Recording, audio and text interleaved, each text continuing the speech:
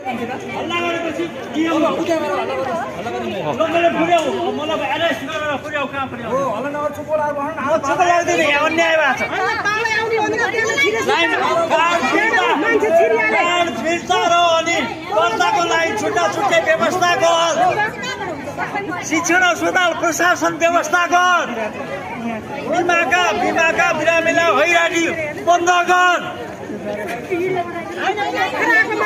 बिमाका बिरामीलाई हैरानी बन्द गर कार्ड दर्ता र कार्ड फिर्ता छुट्टा छुट्टै गाइडलाइन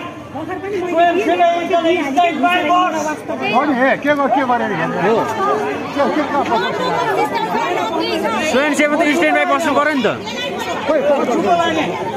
हेर्नुहोस् यो टिचिङ हस्पिटलको यो एनुअल या पहिलाको जस्तो व्यवस्थापन नभएर चाहिँ अहिले हेर्नु यो बिरामी जतनाकोहरू चाहिँ एकदम आक्रोशमा आएका छन्। यतिखेर म यो टिचिङ हस्पिटलको बिमा यो फिर्ता कार फिर्ताको यो अगाडि छ। अहिले चाहिँ यहाँ चाहिँ जनता अथवा बिरामी जताउनलाई सबैजना आक्रोश पोखिरहेको भएको छ। लाइन बसेर पनि 2 घन्टा लाइन बसेर पनि कार फिर्ता पाउनु भएको छ। कोही स्क्यान नभएर फिर्ता आउनु भएको छ।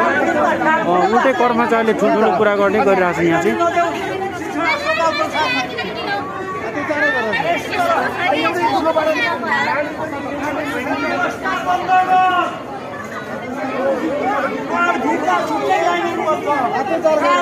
छुट्टै लाइनुपर्छ अव्यवस्था बन्द गर।